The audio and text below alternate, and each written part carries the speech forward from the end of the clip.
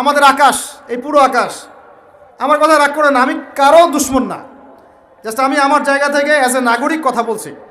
আমাদের দেশের আকাশ সুরক্ষিত না, সুরক্ষিত না, 100% সুরক্ষিত না। আপনাদের খবরই নাই। ও শত শত পারমাণবিক অস্ত্র তৈরি করে রেখে দিয়েছে, বাংকার তৈরি করা আছে, বাংকার, যে অচিরেই যদি সারা বিশ্ব জুড়ে একটা তৃতীয় বিশ্বযুদ্ধ লেগে যায় এবং পারমাণবিক অস্ত্র প্রয়োগ করা শুরু হয়, ও যেন বাংকারের নিচে, মাটির নিচে 100 ফিট, 200 ফিট, 300 ফিট, 500 ফিট নিচে গিয়ে লুকাতে পারে। কি একটা অবস্থা! আমরা পড়ে আছি এখনো কলা নিয়ে। কলা মানে রাস্তাঘাটে আমরা বের হব হনুমানের মূর্তি নিয়ে, বানরের মূর্তি নিয়ে, দেখেন নাই, সাপ নিয়ে, ব্যাঙ নিয়ে, পেঁচা নিয়ে। এগুলো হচ্ছে আমাদের সায়েন্স অ্যান্ড টেকনোলজি, প্রযুক্তির অগ্রগতি, তাই না ভাই? আজ পর্যন্ত আমরা কয়টা অ্যাপস তৈরি করতে পারলাম, কয়টা সফটওয়্যার তৈরি করতে পারলাম, কয়টা মিসাইল তৈরি করতে পারলাম। মুসলমানদের উপর যদি, বাংলাদেশের মুসলমানদের যদি আল্লাহ না করুক কখনো কোনো সমস্যা আসে, বাংলার মুসলমানরা যাবে কোথায়? চতুর্দিক থেকে বেষ্টিত আছে। আর আমাদের উপর যদি আল্লাহ না করুক কোনো সমস্যা আসে, আমরা যাব কোথায়? এই জন্যই আমাদের উচিত 5টা ডিপার্টমেন্টে শক্তিশালী হওয়া। কয়টা ভাই? এই নসিহতটুকু আমাদের ঊর্ধ্বতন কর্তৃপক্ষের কাছে আমি হাত জোর করে করতেছি, একবার হাত জোর করে। 5টা ডিপার্টমেন্টে এই দেশটাকে শক্তিশালী করতে হবে। আপনাদের সবার বাসায় এই কিতাবটা আছে না? নাম কি? শেষ কবে খুলে দেখেছিলেন? যুবকদেরকে বলতেছি, আলেম ওলামাদের সাথে তো কথা এসব বলতেছি না, বেয়াদবি হবে। তালেবে ইলমদেরকেও বলছি না, আমাদের ইয়াং জেনারেশন যারা আজকে ওয়াজ শুনতে আসছেন, অনেক দূর দূরান্ত থেকে অনেকে আসছেন, অনেক স্কুলে পড়েন, কেউ কলেজে পড়েন, বিশ্ববিদ্যালয়ে পড়েন, তরুণরাই বেশি এখানে, তাই না? তো তরুণদেরকে বলছি, শেষ কবে, লাস্ট কবে কোরআন খুলে দেখেছিলেন? এই প্রশ্নের উত্তর আপনারাই বের করবেন। হ্যাঁ, লাস্ট রমজানে না, আমি জানি, কিন্তু আমি কাউকে আঘাত করতে চাচ্ছি না। আপনারা নিজেরাই চিন্তা করবেন লাস্ট কবে আপনি কোরআন খুলে দেখেছেন। দ্বিতীয় প্রশ্ন, কত মিনিট আগে, লাস্ট কত মিনিট আগে আপনি হোয়াটসঅ্যাপ চেক করেছেন, টেলিগ্রাম চেক করেছেন, মেসেঞ্জার চেক করেছেন, আর ফেসবুকে ঢুকেছেন? লাস্ট কত মিনিট আগে বলেন, অনেস্টলি বলেন। 10 মিনিট, আধা ঘন্টা, 1 ঘন্টা, বা এই ওয়াজে আসার আগেও, বা এখনও অনেকে হয়তো ঢুকে বসে আছেন, এই তো। এই অবস্থা যদি এই জাতির হয়, এবার শক্ত কথাটা শুনেন, এই অবস্থা যদি এই তরুণ প্রজন্মের হয়, আল্লাহর কসম, আল্লাহর কসম করে বলতেছে, আল্লাহর কসম, আমরা আল্লাহকে চিনি, এই প্রজন্মের হাতে আল্লাহ পাক বাইতুল মুকাদ্দাসের বিজয় দিবেন না। আপনারা 1000 মাহফিল করেন, কিচ্ছু করতে পারবেন না, কিচ্ছু করতে পারবেন না আপনারা। এই যদি হয় হালত, এই যদি হয় সুরত আমাদের ইয়াং জেনারেশনের, যে এই 10 মিনিট আগে আপনি ফেসবুক খুলেছেন, কিন্তু লাস্ট রমজানে কোরআন খুলেছিলেন, 5 মাস আগে খুলেছেন, মায়ের ইন্তেকালের দিন খুলেছেন, বাবার 40-এর দিন খুলেছেন, বা 7 দিন হয়ে গেছে কোরআন খুলছেন, আর খোলেন না, দেখেন না। এই অবস্থা যদি হয়, কোরআন থেকে যদি মানুষের অবস্থা এত দূরে হয়, এই জাতির হাতে আল্লাহ পাক কোশ্চিনকালেও বিজয় দিবে না। আমরা আল্লাহকে চিনি, আল্লাহ পাক বিজয়ের শর্ত দিয়ে দিয়েছেন, আল্লাহ পাক বিজয় দিবেন এটা বলে দিয়েছেন, কিন্তু বিজয়ের শর্ত দিয়েছেন। আল্লাহ পাক একটা সূরাতে বলছেন যে ওয়ালা তাহিনু বা'দা আউযু বিল্লাহি মিনাশ শাইতানির রাজিম। আমার গলার অবস্থা একটু খারাপ, এই জন্য কথা বলতে একটু কষ্ট হচ্ছে, শুনতে পাচ্ছেন আপনারা কি? ওয়ালা তাহিনু, তোমরা হীনবল হয়েও না। কাদেরকে বলছেন? আমাদেরকে বলছেন, তোমরা হীনবল হয়েও না। হীনবল বুঝেন, মানে দুর্বল হয়েও না। ওয়ালা তাহজানু, দুশ্চিন্তা করো না, টেনশন করো না, উদ্বিগ্ন হয়েও না। ওয়া আনতুমুল আ'লাউনা, তোমরাই বিজয়ী হবে। তোমরাই কি হবে? ইন কুনতুম মুমিনিন, যদি প্রকৃত মুমিন হও তবেই। বুঝতে পারলাম ভাই? আল্লাহ কে বলছেন? আমাদের সৃষ্টিকর্তা, আমাদের পালনকর্তা, আমাদের রিজিক দাতা, আমাদের বিধানদাতা, এই মহাবিশ্বের স্রষ্টা। পুরো মহাবিশ্ব আল্লাহ পাকের আইনে চলে, পৃথিবী বাদ দিয়ে। বলেন পৃথিবী বাদ দিয়ে কেমন করে? দুনিয়াতে মানুষ আল্লাহ পাকের বিধান মানে না, পুরো মহাবিশ্ব মানে। বুঝতে পারতেছি না? এই দুনিয়াতে এই পুরো মহাবিশ্বের কোটি কোটি গ্যালাক্সি, গ্রহ, নক্ষত্র, তারা, প্রত্যেকটা জায়গায়, মানে এমনকি একটা গাছের পাতাও আল্লাহ পাকের হুকুম ছাড়া, তাসবিহ ছাড়া চলে না। শুধু মানুষ হতভাগা একটা প্রাণী, যে আল্লাহর জমিনে থেকে, আল্লাহর খেয়ে, আল্লাহর পরে, আল্লাহর বাতাস থেকে শ্বাস নিয়ে, আল্লাহর দেওয়া পানি পান করে, আল্লাহ পাকের দেওয়া অর্থ, সম্পদ, রিজিক, স্ত্রী, সন্তান সব ভোগ করে আল্লাহরই জমিনে আল্লাহ বিরোধী আইন চালু করে দিয়েছে।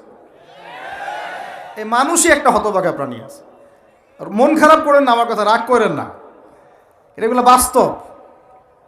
আর আমার দিকে তেড়ে এসে কোনো লাভ নাই, কারণ এটা হচ্ছে অকাট্য সত্য কথা যে আমরা আল্লাহ পাকের জমিনে আল্লাহর খেলাফতের দায়িত্ব পালন করছি না। আমরা আল্লাহ পাকের জমিনে আল্লাহর নিয়ামতগুলো ভোগ করে আল্লাহ বিরোধী অপশক্তির স্বার্থ রক্ষা করছি। না হলে বাংলাদেশের মতো জায়গায় একটা 90% মুসলিমের দেশে কেউ সুদভিত্তিক ব্যাংকিং সিস্টেম চালু করতে পারে, মদের বার চালু করতে পারে, জেনার লাইসেন্স দিতে পারে, পতিতালয় লাইসেন্স প্রাপ্ত হয়, কখনো ওই যে যাত্রা পালা গান, ঢাকঢোল, ডুগি তবলা বাজতেছে, কেউ প্রতিবাদও করতে পারে না। করতে গেলে তাকে বলা হয় সে মৌলবাদী, সে সন্ত্রাসী, সে জঙ্গি, উগ্রবাদী। তো আমরা যদি আল্লাহ পাকের জমিনে আল্লাহর খেয়ে, আল্লাহর পরে, আল্লাহ পাকের সব নিয়ামত ভোগ করে এই যদি হয় আমাদের অবস্থা, তাহলে আমাকে আপনি বলেন যে আল্লাহ পাকের কি বয়ে গেছে যে আমাদের হাতে আল্লাহ পাক এই দুনিয়াতে বিজয় দিবেন? আর কোনো জাতি নাই? পুরো মহাবিশ্বে সবাই আল্লাহর হুকুম মেনে চলে। সূরা বনী ইসরাঈল পড়েন, এমন কোন সৃষ্টি নাই আল্লাহ পাকের যে আল্লাহর তাসবিহ পাঠ করে না। শুধু এই মানুষই হতভাগা একটা সৃষ্টি। আমরা, আল্লাহ মাফ করেন আমাদেরকে, নামাজও পড়ে না। কি করে না? পাঁচবার দিনে বলা হচ্ছে হাইয়া আলাস সালাহ, হাইয়া আলাল ফালাহ, সাফল্যের জন্য আসো, সলাতের জন্য আসো, কল্যাণের জন্য আসো।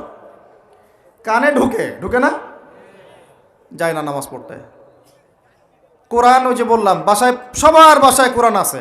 এমন কোনো ব্যক্তি আছেন আপনারা যে আপনাদের বাসায় কোরআন নাই? প্রত্যেকের বাসায় আছে। এমনকি আপনার ফোনের মধ্যে ওই অ্যাপসে আছে, খুলে দেখার সময় নাই। সময় কোথায়? মানে এত ব্যস্ত, সকাল থেকে রাত পর্যন্ত এতই ব্যস্ত মানুষ হতভাগা যে কোরআন খুলে দেখার সময় নাই। আবার বলে, এসব কথা বললে আবার বলবে যে আমরা কি ইসলাম কম বুঝি? আপনারাই ইসলাম বোঝেন, আমরা বুঝি না। আপনারাই মুসলমান, আমরা মুসলমান না, এইগুলো বলবে। উমর রাদিয়াল্লাহু আনহু ঠিকই বলেছিলেন আজকে থেকে এই 1400 বছর আগে, যে ইসলাম ধ্বংস হবে যখন দেখবা 3টা বিষয় সমাজে চলছে। 1, দল্লাতুল আলেম, আলেমরা যখন পথভ্রষ্ট হয়ে যাবে তখন সমাজে ইসলাম ধ্বংস হয়ে যাবে। 2, ওয়াল আইম্মাতুল মুদিল্লিন, যখন আসবে এমন কিছু শাসক যারা পথভ্রষ্ট, মুদিল্লিন, তখন সমাজ ইসলাম ধ্বংস হবে। আর ওয়াল মুনাফিকিন ফি জিদারি কিতাবিল্লাহ, যে মুনাফেকরা যখন আল্লাহর কিতাব নিয়ে বাকবিতনটা করবে, মুনাফেকরাই বাকবিতনটা করবে যে আমরাই বেশি বুঝি ইসলাম, তোমরা বোঝো না। আর বাংলাদেশে এই টকশোর সংস্কৃতি চালু না হলে আমরা এটা বুঝতে পারতাম না যে আসলে এই হাদিসটা সত্য।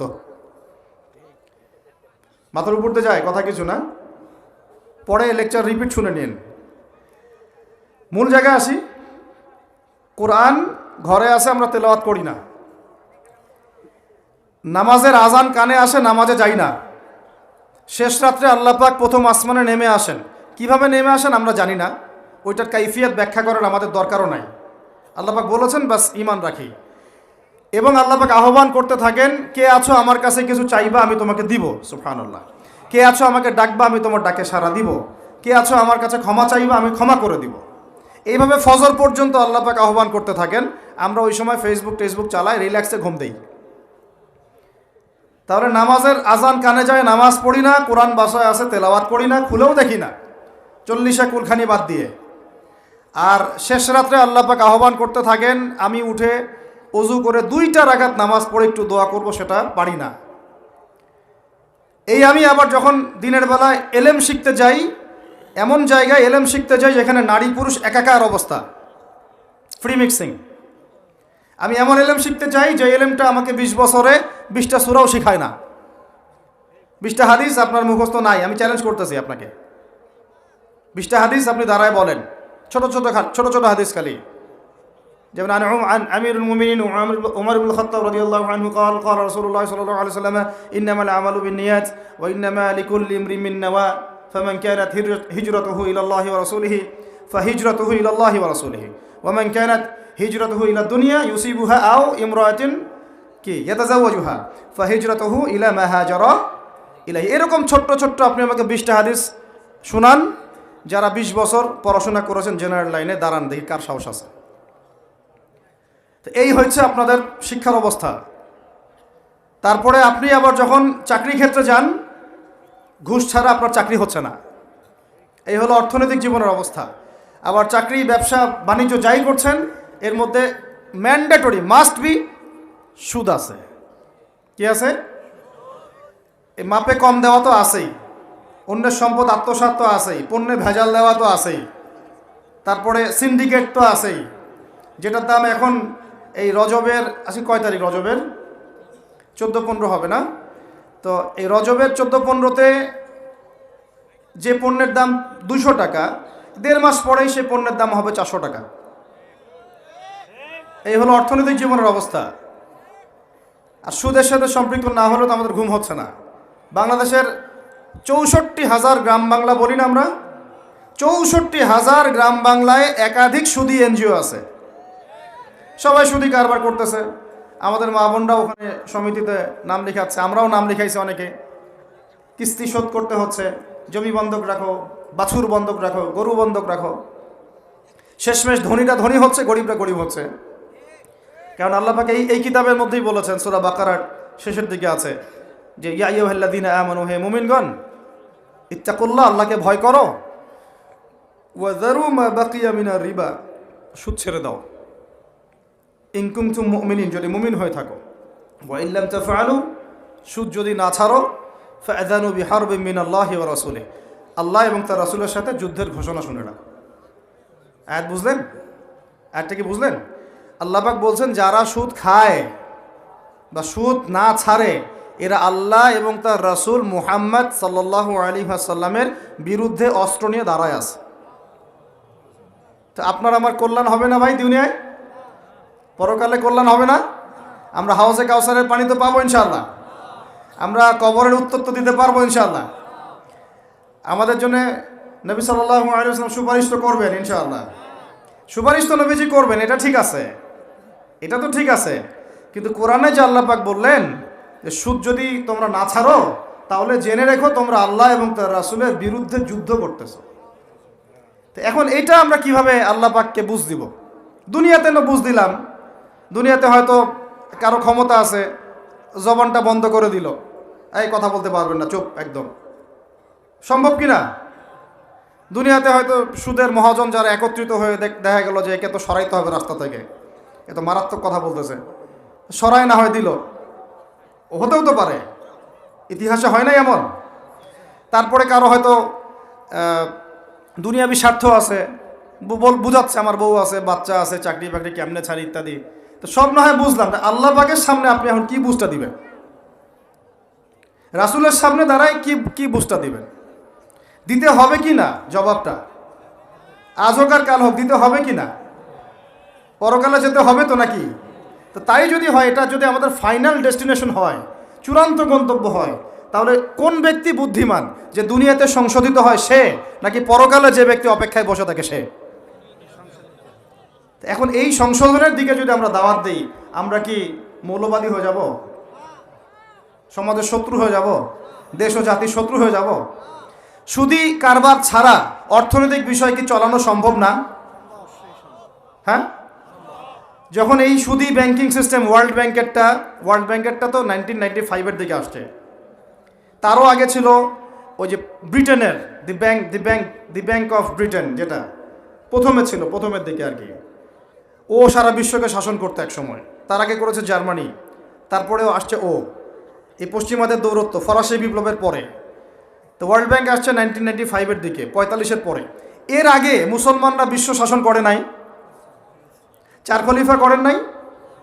উমাইয়ারা, আব্বাসীয়রা, ফাতেমেরা, মুঘলরা, তুর্কিরা, ওসমানীয়রা, তারা কি বিশ্ব শাসন করে নাই? তো তখন কি সুদ দিয়ে পুরো বিশ্বের অর্থনীতি পরিচালিত হয়েছে? বিকল্প কোনো ব্যবস্থা কি কোরআন এবং হাদিসে নাই? তো যদি সেটা থাকে আর আমরা যদি এটাকে পাশ কাটায় যাই, গিয়ে পশ্চিমাদের এই অর্থনীতি যদি আমরা গ্রহণ করি, সেভাবে জীবনযাপন করতে থাকি, তো আল্লাহর সামনে কি ভাই আমাদেরকে দাঁড়াতে হবে না? আল্লাহ পাক আমাদের সবাইকে যেন কথাগুলো মন দিয়ে বোঝার তৌফিক দান করে। এখন যদি পুরো সিস্টেমটা আমরা চেঞ্জ করতে না পারি, ওই ক্ষমতা আমাদের নাই মনে করেন, দেন ব্যক্তি জীবন থেকে সুদ দূর করা যাবে না? আমাকে কি রাষ্ট্র প্রশাসন একদম সুদ না খাইলে অ্যারেস্ট করে নিয়ে যাবে? আমি যদি বলি আমি সুদ খাবো না, সুদভিত্তিক ব্যাংকিং সিস্টেমে আমি ডিলিংস করব না, অ্যাকাউন্ট থাকতে পারে আপনার, কিন্তু আপনি ডিলিংস করতেছেন না, ঠিক আছে? সুদের টাকা যদি আসেও ওটা আপনি ছেড়ে দিচ্ছেন, নিচ্ছেন না, এবং সুদি এনজিও কারবার এগুলোর সাথে আপনি যুক্ত হচ্ছেন না, তো আপনাকে কি অ্যারেস্ট করে নিয়ে যাওয়া হবে জেলখানায়? কেন খাচ্ছিস না বলেন, নিয়ে যাওয়া হবে? এখনও ওই রকম দুঃসাহস দেখানোর মতো লোক বাংলাদেশে আসে নাই যে আপনি সুদ না খাইলে আপনাকে জোর করে ধরে নিয়ে যাবে। আছে এরকম কেউ? কখনো করবে না তারা এই কাজটা, ইনশাআল্লাহ। আর যদি করে তাহলে তো আল্লাহর গজব নেমে আসবে। তো এখন তাহলে সুদ খাচ্ছে কে? আপনি আমি নিজেই। কে খাচ্ছে তাহলে? আমরা নিজেরাই খাচ্ছি। হয় আমি খাচ্ছি, না হলে আপনি খাচ্ছেন, না হলে আপনার স্ত্রী খাচ্ছে, না হলে আপনার বাবা খাচ্ছে। অতএব সুদের মধ্য দিয়ে আমরা আল্লাহ এবং তার রাসূলের সাথে সরাসরি যুদ্ধ করতেছি। বদরের যুদ্ধে কি আবু জাহেলরা পরাজিত হয় নাই? উহুদের যুদ্ধে, খন্দকের যুদ্ধে, মুতা, ইয়ারমুকে, এই শতাব্দীর পর শতাব্দী আল্লাহ এবং তার রাসূলের বিরুদ্ধে যারা দাঁড়াইছে তারা কি কখনো টিকতে পারছে? আর প্রত্যেকটা মুসলিম কান্ট্রি এর খপ্পরে পড়ে গেছে, বের হতে পারতেছে না। বের হওয়ার জন্য শুধু একটা জিনিস দরকার, একটা জিনিস, সেটা হচ্ছে আল্লাহ এবং তার রাসূলের প্রতি পরিপূর্ণ বিশ্বাস, ঈমান। এইটা আমাদের অর্জন হয় নাই, এটাই সত্য কথা। অর্জন যদি হতো তাহলে আমরা বিকল্প চিন্তা করতে পারতাম। যদি আফগানিস্তান আগামী 10 বছর এভাবেই অর্থনীতি চালাতে পারে, এখন তাদের যে অবস্থা, আগামী 10 বছর যদি আর নতুন করে যুদ্ধ বিগ্রহ না হয় এবং তারা যদি এভাবেই আরও 10 বছর তাদের ওই ডাবল কারেন্সির অর্থনীতি চালাতে পারে, সুদহীন, জাকাত ভিত্তিক, ইসলামিক, আমাদের বিশ্বাস আগামী 10 বছরে দেখবেন তারা মার্কিন ডলারের উপরে আধিপত্য বিস্তার করেছে, ইনশাআল্লাহ। ইনশাআল্লাহ। আমি ইকোনমিক্স নিয়ে পড়াশোনা করেছি ভাই, এমনি এমনি কথা বলতেছি না। অনলাইনে যারা আপনাদেরকে এইসব তালগোল মার্কা কথাবার্তা বুঝায়, যে কাগজের টাকা নিয়ে উল্টাপাল্টা কথা বলছে, ইলেকট্রনিক মানি নিয়ে উল্টাপাল্টা কথা বলতেছে, বিটকয়েন, ক্রিপ্টোকারেন্সি নিয়ে কথা বলতেছে উল্টাপাল্টা, ভাই এগুলো আমরা জেনে বুঝে কথা বলতেছি, জেনে বুঝে পড়াশোনা করে এগুলোর উপর আমরা থিসিস করেছি ইউনিভার্সিটিতে, এগুলোর উপরেই। এমনি এমনি কথা বলতেছি না যে পেপার মানি আপনার পকেটে, আমার পকেটে যেটা আছে আপনার পকেটেও সেটাই আছে, এর ভিতরেও সুদ আছে। ইলেকট্রনিক মানি যেগুলো আমরা ইউজ করতেছি এগুলোর ভিতরেও সুদ আছে, অল্প হোক আর বেশি হোক। এর সামনে আসবে বিটকয়েন, ওইটার মধ্যে সুদের ভিতর উপর সুদ, তার উপর আসতেছে একটা সিস্টেম যেটা অলরেডি কয়েকটা কান্ট্রিতে অ্যাপ্লাই হয়ে গেছে, চায়নায়, উত্তর কোরিয়া, দক্ষিণ কোরিয়া ইত্যাদি কান্ট্রিতে। এটা হলো ক্যাশলেস সোসাইটি, মানে কোনো ক্যাশই থাকবে না সোসাইটির মধ্যে, ডিজিট থাকবে, খালি ডিজিট। মানে আপনি বলতে পারবেন না যে আমার 1 লক্ষ টাকা আছে, যদি বলি 1 লক্ষ টাকা আছে, টাকাটা আমার হাতে দেন দেখি, আপনি হাতে দিতে পারবেন না, দেওয়ার মতো কিছু নাই। ওইটা আপনার ডিজিটে থাকবে, নাম্বারে, ফিগারে, 1 লাখ এটা ফিগার। ইতিহাসে এমন কোনো কারেন্সি আসে নাই যেটা ধরাও যায় না, ছোঁয়াও যায় না, পকেটেও রাখা যায় না। এটা আসতেছে সামনে।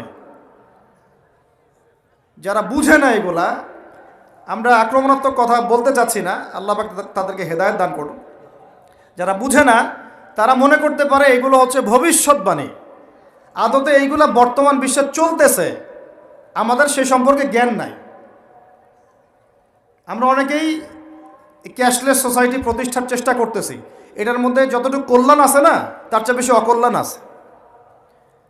যখন আমরা একটা জিনিস চালু হয়ে যায় তখন সবাই কিন্তু প্রতিবাদ করি না, যখন চালু হয়ে যায় তারপরে ওরা যখন ইসলাম বিরোধী এজেন্ডা বাস্তবায়ন করে তখন আমাদের টনক নড়ে।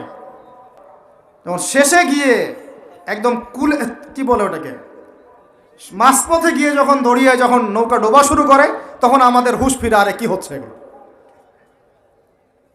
তো আল্লাহ পাক আমাদেরকে বিজয় দিবেন, এটা প্রতিশ্রুতি দিয়েছেন। যে একটা নিয়ে কথা বলতে গেলে ভিতরে চলে গেছে, আমার সমস্যা এটাই, আলোচনা করতে গেলে একটু বেশি ভিতরে চলে যাই, পরে আর বেরোতে পারি না। আপনারা কি আলোচনা বুঝতে পারতেছেন? আল্লাহ পাক আমাদেরকে প্রতিশ্রুতি দিয়েছেন যে তোমরা দুশ্চিন্তাগ্রস্ত হয়েও না, তোমরা টেনশন করো না, ভয় পেও না, হীনবল হয়েও না, আনচুমলে আয়লাও না, তোমরাই বিজয়ী হবে এই দুনিয়াতে এবং আখিরাতে, তোমরাই বিজয়ী হবে ইন কুনতুম মুমিনিন, যদি প্রকৃতপক্ষে মুমিন হয়ে থাকো। আমাকে বলেন, যারা আজান শুনেও নামাজে যায় না, এরা কি মুমিন? বলেন। আপনি মনে করছেন আমি জুমার নামাজ তো পড়ি, ঈদের নামাজ তো পড়ি। এমনও হতভাগা মানুষ আছে পৃথিবীতে যাদের নামাজ প্রথমবার তারা নামাজ পড়ে জানাজার নামাজ, আছে না ভাই? আল্লাহ পাক আমাদের সবাইকে 5 ওয়াক্ত নামাজি হওয়ার তৌফিক দান করেন, এবং কাজা নামাজ অনেকের আছে, আল্লাহ পাক সেগুলো আদায় করার তৌফিক দান করেন। আপনারা যখন হজ উমরা সফরে যাবেন, বেশি বেশি সেখানে নামাজ পড়বেন, কারণ ওখানে 1 রাকাত নামাজ হারাম শরীফে পড়লে 1 লক্ষ রাকাতের নেকি হয়, আর মদিনা মুনাওয়ারায় পড়লে, মানে হারামে পড়লে 1000 নেকি হয়। আর এই দুইটা আমরা খুব ভালো জানি, মিম্বরে আলোচনা হয় খুব, মাশাআল্লাহ, তাই না? তো নসিহত হচ্ছে ওখানে গিয়ে আমরা বেশি বেশি নামাজ পড়বো, নফল নামাজ, ঠিক আছে? কাজা নামাজগুলোও হিসেব করে আদায় করার চেষ্টা করবো ইনশাআল্লাহ। তবে হাদিসে আরেকটা জায়গা আছে, ওইটা আমরা ভুলে গেছি। আরও একটা মসজিদ আমাদের আছে ভাই, যেখানে 2 রাকাত নামাজ পড়লে জীবনের সব গুনাহ মাফ হয়ে যায়। ওইটা আমাদের পাঠ্যপুস্তকে নাই, আমাদের চেতনায় নাই, আলোচনায় নাই, মিম্বরে নাই, খুতবায় নাই। সেই মসজিদ কোথায়? এমন একটা জামা আমাদেরকে করতে হবে যার একজন নেতা থাকবে, একটা নেতা, একদম সামি'না ওয়া আতা'না, শুনলাম মানলাম, এমন নেতা। এত ইখতিলাফ, এত বিভক্তি চলবে না। মানে বিভক্তি, ইখতিলাফ থাকতে পারে মাসলা মাসাইলের ব্যাপারে, ফিকহি ব্যাপারে, কিন্তু এই এত দলীয় বিভক্তি থাকা যাবে না। এক টেবিলে আলেমদেরকে বসতেই হবে। আলেমরা যদি এক টেবিলে না বসে ঐক্যের দৃষ্টান্ত স্থাপন না করতে পারে, জনগণ ঐক্যবদ্ধ হতে পারবে না। বাংলাদেশের সবচেয়ে বেশি দরকার এখন ওলামায়ে কেরামের ঐক্য। আমরা যারা ছোটরা আছি, আমাদের মূল কাজ এখন এইটাই, আমরা এটাই ফিকির করি কিভাবে আলেমদেরকে একটা জায়গায় বসানো যায়। আলেমরা যদি ঐক্যবদ্ধ হতে পারেন, জনগণ একদিকে ফোকাস করে চলতে পারবে ইনশাআল্লাহ। এবং তাদের মধ্যে যদি একজন আমির নিযুক্ত করা হয় এবং তার কথা যদি আমরা সুরাভিত্তিক মেনে চলি, ইনশাআল্লাহ বাংলাদেশ কেন, পুরা বিশ্বে দিন কায়েম করা সম্ভব। আমরা এই দিক থেকে আমরা মোটামুটি 20-30 বছর পিছায় আছি এখনো, বুঝতে পারছেন না আমার কথা? এই দিক থেকে দেখেন, আল্লাহ নবী সাল্লাল্লাহু আলাইহি ওয়াসাল্লাম মক্কাতেও সাহাবীদের মধ্যে কখনো বিভক্তি হতে দেন নাই। একজন নেতা, তার আন্ডারে সব সাহাবীরা বায়াত করে আছেন হাতে হাত রেখে, ব্যাস যা বলবেন তাই। ডানে যাইতে বললে ডাইনে, বামে যাইতে বললে বামে। মার খাচ্ছেন, যদি নবীজি বলেন হিজরত করে চলে যাও, হিজরত করে চলে গেল আবিসিনিয়ায়, তাই না? আর যদি নবীজি বলেন সবর করো, সাবরান আলা ইয়াসির ফাইন্নামা ওয়াইদাকুমুল জান্নাহ, সবর করো তোমাদের জন্য জান্নাত, সবর করতেছেন, মার খাচ্ছেন, তাও কোনো কথা বলতেছেন না। এইরকম সামি'না ওয়া আতা'নার জেনারেশন না থাকলে দিন কায়েম হয় না, যেটা আমাদের বিগত 50 বছর আমরা করতে পারি নাই, এটাই সত্য কথা। এটা করার জন্য সবার আগে আমাদের মনের হিংসা দূর করতে হবে। কি দূর করতে হবে? মনের হিংসা দূর করতে হবে, মনের অহংকার দূর করতে হবে, নিজেকে ছোট মনে করা শিখতে হবে। আমি ছোট মানুষ, বড়রা যে দায়িত্ব দিবেন সেটা পালন করব, আলেম ওলামার সহবতে থাকব, তাদের পরামর্শ চলব, আমাকে যেভাবে গাইড করেন সেভাবে চলব, যখন যে দায়িত্ব আসবে সেটা পালন করব। চিন্তা এরকম না থাকলে আপনি চলতে পারবেন না, বিদ্রোহী হয়ে যাবেন তখন। বেয়াদবি, এই যে প্রথম একটা কথা বলছি, বেয়াদবি। আমরা অনেকেই বড় বড় বরেণ্য আলেমদের সাথে বেয়াদবি করছি, তাদের মানিজ্য হানি করছি। অনলাইনে লাইভে চলে আসলাম, একটা কথা বলে দিলাম, একটা পোস্ট দিয়ে দিলাম, ভাবছি আমি ইসলামের বড় উপকার করে ফেললাম। আদতে আমি বিশৃঙ্খল একটা অবস্থা ছিল, আরও বিশৃঙ্খলতা বাড়ালাম। আমি কাছাকাছি তো আনতেই পারলাম না। কিছু মানুষের কাজ দেখলে মনে হচ্ছে যে তাদের একটাই কাজ। কি একটাই কাজ? অনলাইনে একটা একটা করে আলেম, একটা একটা করে বক্তা, একটা একটা করে দায়ীর নাম ধরে ধরে সমালোচনা করা। এটা করে আপনি দিনের কি উপকারটা করতেছেন? এই কাজগুলো করে আপনি দিনের কোন জায়গায় খেদমতটা করতেছেন বলেন? এতে করে মানুষের দিন সম্পর্কে, সেই আলেম সম্পর্কে, সেই বক্তা সম্পর্কে, সেই ওস্তাদ সম্পর্কে, সেই ইসলামী দল সম্পর্কে কি ভালো ধারণা সৃষ্টি হচ্ছে না খারাপ? আমরা যদি প্রশ্ন করি যে আপনি নিজের চেহারাটা একটু আয়নায় দেখেন না, আপনার ভিতরে কি কোনো দোষ নাই?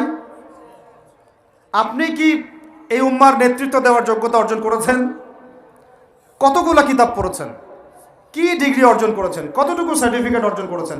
কতটুকু তাজকিয়া অর্জন করেছেন? কতটুকু আপনি নূর অর্জন করতে পারলেন? কতটুকু বাসিরা আছে আপনার? কয়টা মসজিদ করেছেন? কয়টা মাদ্রাসা করেছেন? কয়টা ইসলামিক সংগঠন করলেন? কয়টা কিতাব লিখলেন? কয়টা লেকচার দিলেন? আপনি নিজে কি করলেন দিনের জন্য? এই চিন্তাটা করা দরকার নাই যে আমি নিজে কি করলাম দিনের জন্য? ও কি করলো, ওর কি খেদমত, ওর কি দোষ, ওর কি ত্রুটি, এইগুলোর চর্চা আমরা ব্যস্ত হয়ে আছি এখন। এই একটা কারণে আমাদের ওলামায়ে কেরামদের মধ্যে ঐক্য হচ্ছে না দুর্ভাগ্যজনকভাবে। কারণ আমরা একটা শ্রেণী আলেমদের ইজ্জত ধোয়ার পিছনে লেগে গেছি আর কি। একজন আলেম না এটা ভুল করছে ভাই, আলেম মানুষ তো, কেন বেয়াদবি করতে হবে আপনাকে?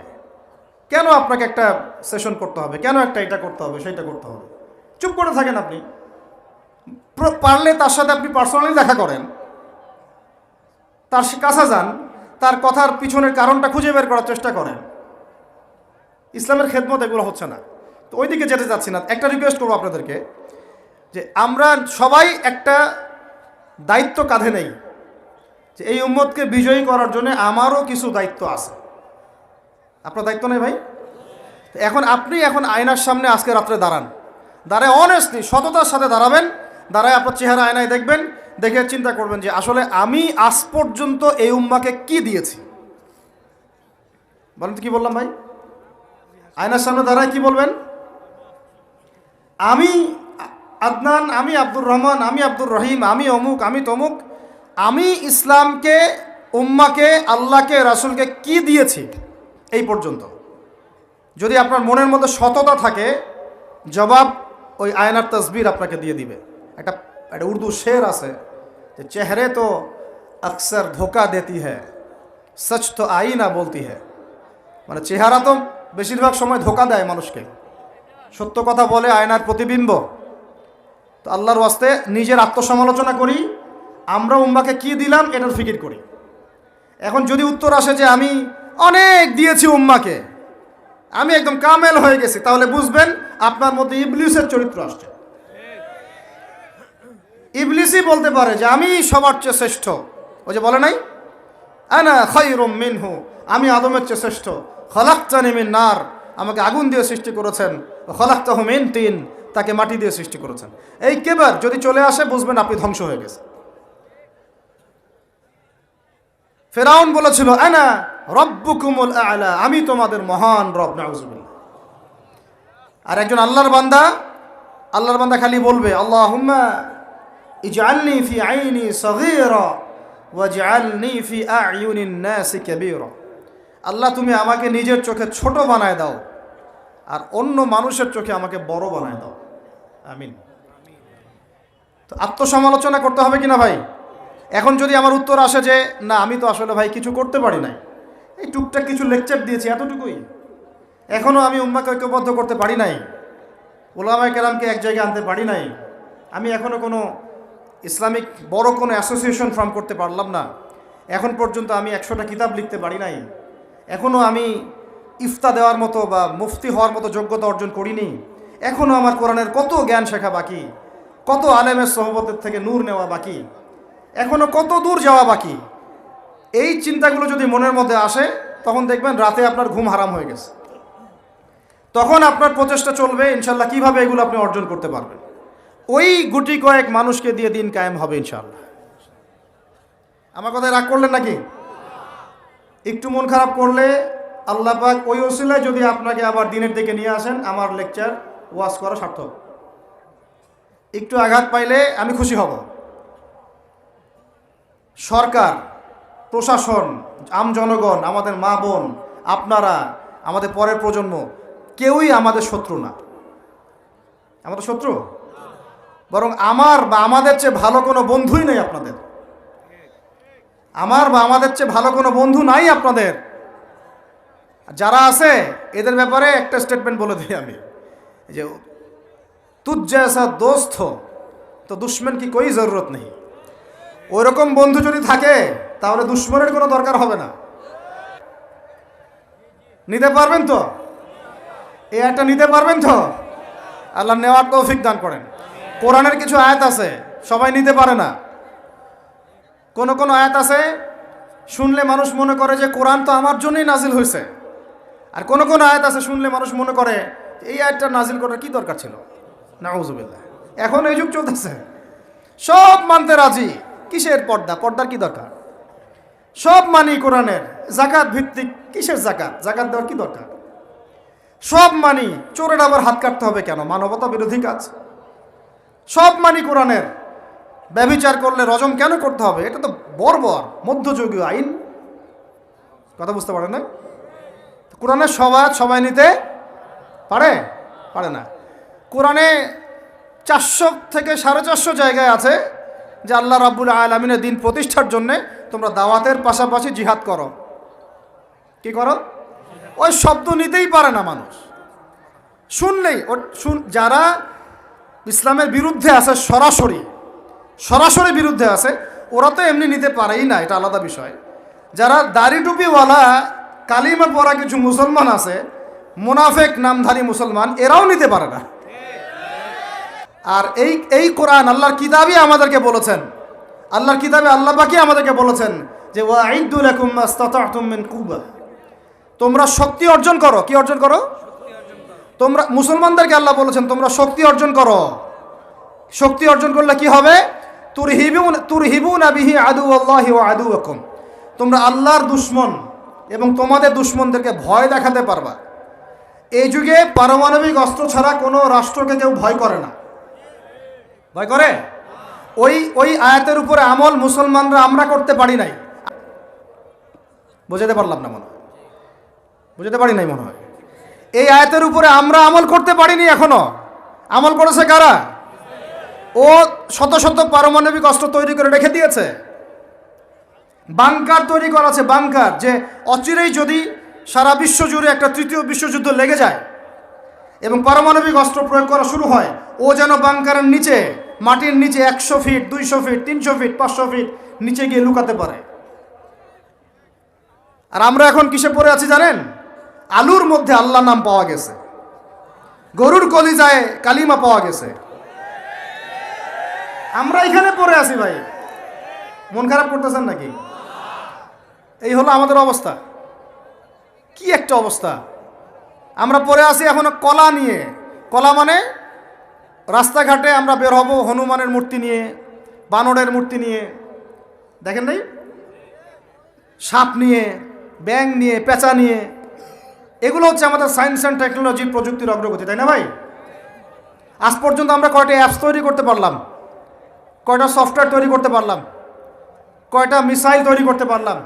আমাদের আকাশ, এই পুরো আকাশ, আমার কথা রাগ করে না, আমি কারো দুশ্মন না, জাস্ট আমি আমার জায়গা থেকে অ্যাজ এ নাগরিক কথা বলছি। আমাদের দেশের আকাশ সুরক্ষিত না, সুরক্ষিত না, 100% সুরক্ষিত না। আপনাদের খবরই নাই। আপনি মারবেন কোনো মিসাইল, ওর আয়রন ডোম রেডি করে রাখছে, আকাশেই আপনার মিসাইল ধ্বংস করে রেখে দিবে। যে কাজগুলো আমাদের করা দরকার, আল্লাহ পাক আমাদেরকে করতে বলছেন এই কিতাবের মধ্যে, যে তোমরা ওয়াইদু লাকুম মাস্তাতাতুম মিন কুওয়া, সাধ্যমতো শক্তি অর্জন করো তোমরা। কাদেরকে বলছেন? আমাদের হিন্দু ভাইদেরকে, খ্রিস্টানদেরকে, বৌদ্ধদেরকে। কিন্তু পুরো বিশ্বের হিন্দু ভাইরা, বৌদ্ধরা, ভাই বলছি আমি, আদম সন্তান তো তারা নাকি, ওই সেন্সে বলছি আর কি। হিন্দু সম্প্রদায়, বৌদ্ধ সম্প্রদায়, চাইনিজদের বৌদ্ধ সম্প্রদায়, রাশিয়ান, আমেরিকান, ন্যাটোদের এই খ্রিস্টান সম্প্রদায়, ওরা সবাই এই আয়াতের উপর আমল করে দেখিয়ে দিয়েছে। আর আমরা বললাম পড়ে আছে কিসে ভাই? ওই যে আমিনটা জোরে হবে না আস্তে হবে? হাতটা আমি এখানে বাঁধবো না এখানে বাঁধবো না এইখানে বাঁধবো না এইখানে বাঁধবো? আর কিছু মানুষের ওয়াজের টপিক এইগুলা, ওয়াজের টপিক এইগুলা, মানে ইখতলাফি মাসআলাগুলোকে নিয়ে বাহাস করতে চায়। আরে ভাই, যেগুলাতে ইখতলাফ আছে মাসআলায়, সেগুলো নিয়ে তো বাহাস হয় না। এটা তো ইখতলাফি মাসআলা, ফিকহি ইখতলাফি মাসআলা, এটারও দলিল আছে, দেখা যাবে এটারও দলিল আছে। কোনোটার খুব বেশি শক্ত, কোনোটার একটু কম, কোনোটা একটু জয়ীফ, কোনোটা একটু জাল, বা কোনোটা হাসান, বা কোনোটা মুতাওয়াতির পর্যায়ে, এরকমই হবে হয়তো। আমরা পড়ে আছি এইখানে। তোমাদের চোখ খুলো, তোমাদের আকলের দরজা খুলো। যুবক ভাইরা, তোমরা চোখ খুলো, কলবের দরজা খুলো। বড়রা আপনারা চোখ খুলেন। এদেরকে লাগিয়ে দেওয়া হয়েছে মুসলমানদের মধ্যে এই সিলি বিষয়গুলোকে নিয়ে দ্বন্দ্ব সৃষ্টি করার জন্য। এগুলো নিয়ে মসজিদ ভাগ করে ফেলতেছে, মাদ্রাসা ভাগ করে ফেলতেছে। ফরজ ঐক্য নষ্ট করে হলেও মুস্তাহাব প্রতিষ্ঠা করতে হবে। ফরজ ঐক্য নষ্ট করে হলেও মুস্তাহাব প্রতিষ্ঠা করতে চাচ্ছে। কি একটা অবস্থা বলেন! ইন্না লিল্লাহি ওয়া ইন্না ইলাইহি রাজিউন। যখন মানুষের ঐক্যবদ্ধ হওয়া উচিত, আমাদেরকে ওদের সাথে লড়াই না করি, সমকক্ষ হওয়া দরকার। যে শক্তিতে, অর্থনীতিতে, সমর নীতিতে, সব দিক থেকে আমরা সমমানের, ওরা আমাদের দিকে চোখ রাখাতে পারবে না, এগুলো নিয়ে ভাবা দরকার। আমরা পড়ে আসি এখন এগুলো নিয়ে। এদিকে অর্থনীতিতে সুদ খাচ্ছি দিব্যি, আল্লাহর আইন একটাও বাস্তবায়ন করতে পারতেছি না আমরা। ঐক্য বিনষ্ট হয়ে যাচ্ছে। ওলামায়ে কেরামের সংখ্যা কম, এই চেয়ারে বসার মানুষদের সংখ্যা কম। আমাদেরকে এখন বসতে হয়, আমরা আল্লাহর কাছে কান্নাকাটি করি যেটা কি হচ্ছে? আমি কি নিয়ামত পাচ্ছি না ফিতনায় পড়ে আছি? আমি কি আল্লাহর নিয়ামত প্রাপ্ত বান্দা না ফিতনায় নিপতিত হলাম? স্টেজ ভর্তি ওলামায়ে কেরাম বসে থাকেন, বড় বড় মুহাক্কিক আলেমরা, আমাকে কথা বলতে হচ্ছে। আমি নাদান নগণ্য বান্দা, তাহলে আমি কি ফিতনায় পড়ে আছি না আল্লাহ পাক আমাকে নিয়ামত দিয়েছেন? এটাই ভাবতে কুলকিনাটা পাচ্ছি না আমরা। এই চেয়ারগুলোতে আপনাদেরকে বসতে হবে না? শুধু কি আলেম ওলামারাই দায়িত্ব পালন করবেন? আপনাদেরকে পড়াশোনা করতে হবে না? আলেম তৈরি করতে হবে না? শিক্ষা নিচ্ছেন, প্রথমেই বললাম 20 বছর পড়তেছেন, কোরআনের বালাই নাই, হাদিসের বালাই নাই, নৈতিকতার বালাই নাই, মেয়েদের সাথে ফ্রি মিক্সিং, অ্যাফেয়ার্স, হারাম relation, PUBG, Free Fire, TikTok, এইগুলাই। তো এই জেনারেশনটাকে দিয়ে আমি কেমন করে দিন প্রতিষ্ঠার দিকে কথা বলতে পারি? আমার কথা রাগ করতেছে নাকি ভাই? আমি একটু কাঠখোট্টা মানুষ আর খোলামেলা কথা বলি, এটা আমার দোষ। তবে এই দোষটা নিয়ে আমি আল্লাহর পথে কাজ করতে চাই। কারণ সব সময় নরম নরম সুরের কথায় ওয়াজে কাজ হয় না। নরম নরম কথা বলার সময় শেষ হয়ে গেছে। এখন হক আর বাতিল স্পষ্ট করতে হবে, তবে হিকমার সাথে, প্রজ্ঞার সাথে। যে আয়াতে আমাদেরকে আল্লাহ পাক আমল করতে বলেছেন, সেই আয়াতে আমল করতেছে এখন সারা বিশ্বের ইহুদি শক্তি, খ্রিস্টান শক্তি, অন্যান্য শক্তিরা। আমি যে বলছিলাম একটা আয়াত আপনি নিতে পারবেন না, ওইটা বলতে গিয়ে এদিকে আসছি। আল্লাহ পাক ওই সূরা মাইদার মধ্যেই বলেছেন, যুবকরা শুনেন, চোখ কান খুলেন, আর ছোটোখাটো বিষয় নিয়ে তর্ক বন্ধ করে আল্লাহর কিতাব ধরেন। একা একা চলেন না আল্লাহর ওয়াস্তে। একা একা চলে এই ফেসবুক শরীফ আর ইউটিউব শরীফ থেকে ইসলাম শিখতে হবে না, আলেমের কাছে আসতেই হবে। এটা আমি জীবনে একটা পর্যায়ে একসময় বুঝি নাই, যদিও স্টার্টিংটা আমার ওলামায়ে কেরামের সোহবতে হয়েছিল, কিন্তু মাঝখানে আমরা এই যে দুনিয়ার, ওই যে আমি একটা লেকচারে বলেছি, অনলাইনে আসছে কিনা আমি জানি না, আমার পুরো ফ্যামিলি তাদের একটাই স্বপ্ন, ছেলে হবে সচিব। কি হবে? সচিব। মানে আমাকে আলেম বানাবে, উম্মার কোনো সম্পদ বানাবে, এমন কোনো চিন্তা আমার বংশের কারো ছিল না। তোমরা এত সুযোগ সুবিধা পাচ্ছ, অ্যাপস পাচ্ছ, বই পাচ্ছ, মসজিদ পাচ্ছ, আলেম পাচ্ছ, মাদ্রাসা পাচ্ছ। আল্লাহর কসম, আমাকে জীবনে কেউ একটা দিনের বইও কিনে দেয় নাই। আমার স্মৃতিতে নাই যে কেউ আমার ফ্যামিলির, আমার বংশের কেউ একটা কিতাব কিনে আমাকে দিয়েছে, দিয়ে বলেছে এগুলো পড়ে আলেম হও। আল্লাহর কসম করে বলতেছি, আপনারা এত ফ্যাসিলিটিস সামনে পাচ্ছেন, তারপরেও হেলায় খেলায় সময় নষ্ট করতেছেন। আপনাকে আলেম হইতে হবে, আর আলেমের কাছে না আসলে আলেম হতে পারবেন না। এরপরে যখন আমরা বরেণ্য আলেমদের কাছে আসা শুরু করলাম, দেখলাম যে বাপরে বাপ, সুবহানাল্লাহ, এই দিন আর এই দিনের জ্ঞান আর দিনের বুঝ 7 সাগরের মতো গভীর, 7 সমুদ্রের সাথে তুলনা করলে কম হয়ে যাবে। এত গভীর, এত গভীর যে খিদির আলাইহিস সালামের মতো যদি হতে চাই আমরা, খিদিরকে চিনেন কি না? সূরা কাহফে আছে, মনে আছে তো? ওই যে যিনি নৌকা ফুটা করার কারণ জানতেন, বাচ্চাকে হত্যা করার কারণ জানতেন, দেয়াল নির্মাণের কারণ জানতেন, মানে যার নূর আর বাসিরা আল্লাহর মারিফত ছিল, ওই রকম যদি হতে চাই মনে হয় 100 বার জন্ম নেওয়া লাগবে। কিন্তু এই উম্মতের গড় হায়াত হচ্ছে 60 থেকে 70 বছর। আমরা দোয়া করি আল্লাহ পাক আমাদেরকে যেন, সবাইকে যেন দীর্ঘ নেক হায়াত দারাজ করেন এবং ইলমের দিকে প্রশস্ত নেক হায়াত দারাজ করেন। 20 থেকে 25 বছর পড়াশোনা না করলে পরে গভীর জ্ঞান অর্জন করে মুহাক্কিক আলেম হওয়া একদম অসম্ভব। আর বাংলাদেশে আপনারা দেখতেছেন অনলাইনে অফলাইনে কুরআনটুকু বিশুদ্ধ তেলাওয়াত নাই, সে ব্যক্তি উলামায়ে দেওবন্দকে বলতেছে যে সবগুলায় বস, তোর সাথে বাহাস করব। শুধু অমুক তমুক, তুমি কেন, পুরা দেওবন্দকে উঠাই নিয়ে আয়, আমি একাই যথেষ্ট হব। দ্বীনি অঙ্গনের হিরো আলম। আমি ইনসাল্ট করতে চাচ্ছি না, কিন্তু কথাটা বলতে বাধ্য হলাম শেষমেশ। আমরা তো জানি যে এর গভীরতা কত গভীর। যে ব্যক্তি আল কোরআন বিশুদ্ধ করে তিলাওয়াতটুকু করা শিখে নাই, সে কিভাবে আল কোরআনের পেজ বাই পেজ অর্থগুলো উঠাতে পারবে? বুঝাতে পারি না? একটা পৃষ্ঠা খুললাম, বুঝাই, নাহলে বুঝবেন না। একটা পৃষ্ঠা খুললাম, 19 নম্বর পৃষ্ঠা, এই যে আমার সামনে পড়ে আছে, ঠিক আছে? কত নম্বর? আল কোরআনের প্রথম পারার 19 নম্বর পৃষ্ঠা। তো এখানে প্রথম পৃষ্ঠায় লেখা আছে বিসমিল্লাহির রহমানির রহিম, ওয়াকালাতিল ইয়াহুদু লাইসাতিন নাসারা আলা শাই, ওয়াকালাতিন নাসারা লাইসাতিল ইয়াহুদু আলা শাই ওয়া হুম ইয়াতলুনাল কিতাব কাযালিকা ক্বালাল্লাযীনা লা ইয়া'লামুনা মিছলা কাওলিহিম ফাল্লাহু ইয়াহকুমু বাইনাহুম ইয়াওমাল কিয়ামাতি ফীমা কানু ফীহি ইখতালিফুন। এটা হলো প্রথমে একটা তিলাওয়াত। আমি কিন্তু সুর দিয়ে তিলাওয়াত করি নাই, কোনো লেহানে পড়ি নাই, জাস্ট রিডিং পড়লাম। কি পড়লাম? রিডিং পড়লাম। রিডিং পড়ার এটা হচ্ছে প্রাইমারি। নুরানিতে মানুষ রিডিং পড়া শিখে। কোথায় শিখে? নুরানিতে। যখন এই যে মক্তবে আমরা বাচ্চাকে পাঠাই, তখন বাচ্চারা এভাবে রিডিং পড়া শিখে। ওরা আরও সুন্দর করে তেলাওয়াত করতে পারে, সুন্দর লেহানে তেলাওয়াত করতে পারে সুন্দর করে। এই তেলাওয়াতটা শেখার পরে মিনিমাম আরও 4 থেকে 5 বছর এই কোরআনের ব্যাকরণ শিখতে হয়। কি শিখতে হয়? যেমন মিজান, মুনসাইব, নাহু, হেদায়েতুন নাহু, এই টাইপের যে কিতাবগুলো আছে, কাফিয়া, এগুলো পড়ার পরে গিয়ে মানুষের একটা যোগ্যতা তৈরি হয় যে এইভাবে সে অনুবাদ করা শিখে। আমি র্যান্ডমলি একটা পৃষ্ঠা খুলেছি, এরকম যে কোনো পৃষ্ঠা আপনি খুলতে পারেন। এই যে একটা আয়াত তেলাওয়াত করার পরে ওয়ার্ড বাই ওয়ার্ড অনুবাদ করার ক্ষুদ্র যোগ্যতা, এটা খুব সামান্য যোগ্যতা। এইটা অর্জন করতে একটা মানুষের নুরানি, নাজেরা, হিফস এই ডিপার্টমেন্টগুলো পার হয়ে আসার পরে মিনিমাম 5 বছর লাগবে। কত বছর? 5টা-6টা বেসিক কিতাব না পড়লে সেটা অ্যাচিভ করতে পারবে না।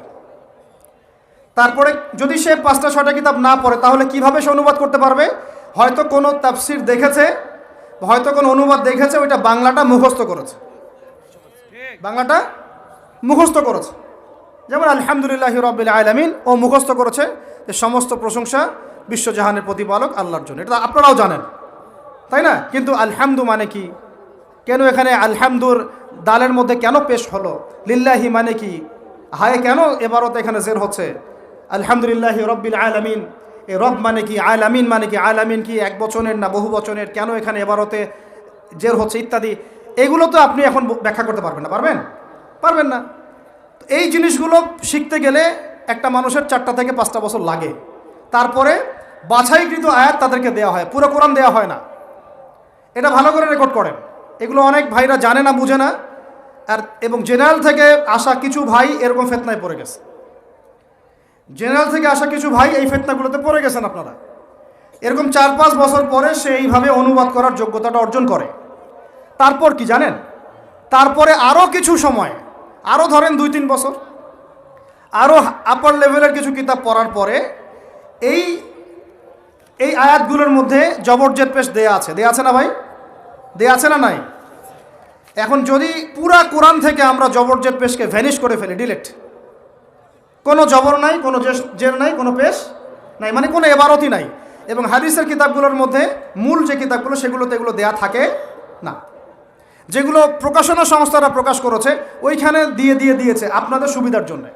তো মৌলিক কিতাবগুলোর মধ্যে কোনো এবারত দেয়া থাকে না। ওই এবারতটা শিখতে গেলে আরও 2-3 বছর লাগে। এটা গেল আপনার 5 বছর, 3 বছর, 8 বছর একটা সিলেবাস। তারপরে দেখা যায় যে হাদিসে কুতুবে সিত্তা পড়ানো হয়, ইফতার কিতাবগুলো পড়ানো হয়, তাখাসুস করে মানুষ। এরপরে আরও হয়তো ফ্যাকাল্টি হয়, দাওয়া ফ্যাকাল্টি, উসুলে হাদিসের ফ্যাকাল্টি, তাফসিরের ফ্যাকাল্টি। এগুলোতে আরও 2-4 বছর পড়ার পরে একজন মানুষ আলেম হয়। কি হয়?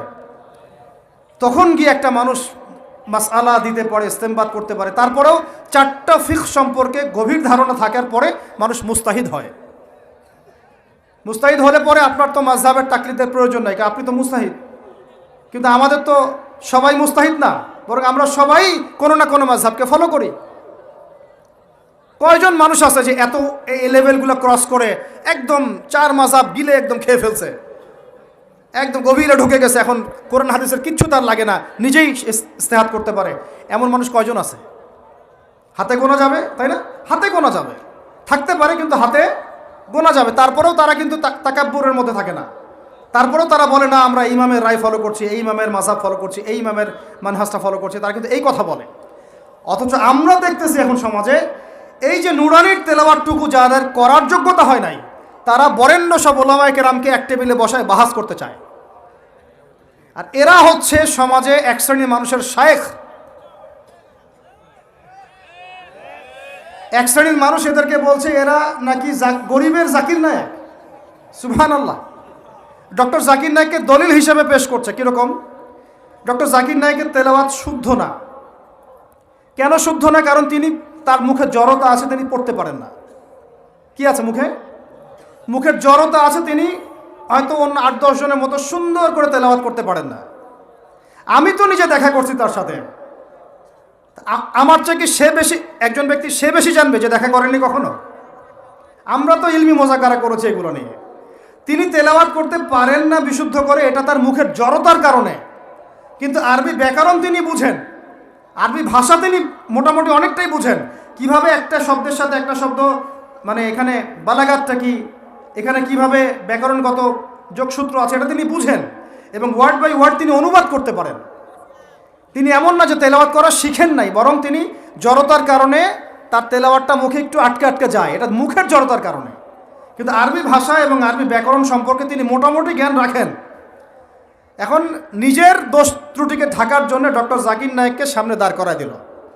ডক্টর জাকির নায়েকও তো তেলাওয়াত করতে পারে না, আমি না পারলে কি সমস্যা? ডক্টর জাকির নায়েক তেলাওয়াত করতে পারে না, তোমাকে কে বলছে? তিনি মুখের জড়তার কারণে কিছু কিছু উচ্চারণ তার ভুল হয়, জড়তার কারণে। কিন্তু আরবি ব্যাকরণ, আরবি এই ব্যাকরণের বিষয়গুলো, আরবি শব্দের সম্পর্কগুলো, অর্থগুলো কিভাবে করতে হয়, এগুলো মোটামুটি প্রায় 80-90% তিনি জানেন। তারপরেও ডক্টর জাকির নায়েক কি করেন? তার স্পেশালিটি হচ্ছে অমুসলিমদের সাথে ডিবেট করা। কাদের সাথে? অমুসলিমদের সাথে ডিবেট করে অমুসলিমদেরকে মুসলিম বানানো তার মিশন। তিনি তো কখনো ফিকহি মাসআলা নিয়ে ঝগড়া করেন নাই। তিনি তো কখনো বলেন না ওলামায়ে দেওবন্দকে সবাইকে ডেকে নিয়ে আসো, আমি তো তোমাদের সবার সাথে বাহাস করবো, বলছে? তাহলে এটা হচ্ছে শাক দিয়ে মাছ ঢাকলো। কোথায় জাকির নায়েক আর কোথায় জোকার নায়েক? হ্যাঁ, কোথায় কোথায় ডক্টর জাকির নায়েক আর কোথায় হচ্ছে হিরো আলম, দিনী অঙ্গনের হিরো আলম, জোকার নায়েক? তো আল্লাহ পাক আমাদেরকে এই ফিতনাগুলো থেকে হেফাজত করেন। এরপরেও তার পিছনে সবসময় 10-20 জন আলেম থাকেন। একটা কথা বলার আগে তিনি 10 জন আলেমের সাথে পরামর্শ করে তারপর কথা বলেন। ফাজলামি, এগুলো হচ্ছে সমাজের মধ্যে ফিতনা সৃষ্টি করা। আল্লাহ পাকের, আল্লাহর ওয়াস্তে আপনারা কোরআন এবং হাদিস নিজেরা পড়বেন আলেম ওলামার সোহবতে আইসা। আমরা আপনাদেরকে কি করতে পারি? আমরা সর্বোচ্চ আপনাদেরকে পথ দেখাতে পারি এবং একটা দাওয়া দিতে পারি, মোটিভেশনাল দাওয়া, বিষয়গুলো উপস্থাপন করা, ওয়ার্ল্ড অ্যাফেয়ার্স নিয়ে কথা বলা, জিওপলিটিক্স নিয়ে কথা বলা, ইকোনমিক্স নিয়ে কথা বলা। আমরা কিন্তু কখনো আপনাকে ফিকহি মাসআলা নিয়ে কোনো ফতোয়া দিব না। ফতোয়া দেওয়ার যোগ্যতা আমাদের হয় নাই। আমাদের ওস্তাজরা বলেন এই ফতোয়া দেওয়ার যোগ্যতা অর্জন করতে এখনও হয়তো তোমাকে 8 বছর পড়াশোনা করতে হবে মিনিমাম। 8 বছর, তারপরে আর এখন দেখা যাচ্ছে মানুষ এতগুলো প্রশ্ন নিয়েও বসে যায়, সব ফতোয়া দিচ্ছে, ফতোয়া ফতোয়া ফতোয়া, এত সহজ। আবু হানিফা রাহিমাহুল্লাহ, তার কাছে যখন ফতোয়া জানতে চাওয়া হতো, প্রায়ই তিনি বলতেন, তিনি এবং তার ছাত্র ইমাম মুহাম্মদ, ইমাম আবু ইউসুফ, তারা প্রায়ই বলতেন আমি জানি না, আমি জানি না। আর আমাদের আচরণ এখন আমরা সব জানি, সব জানতা শমশের, যত প্রশ্ন আছে নিয়ে আসো আমার কাছে।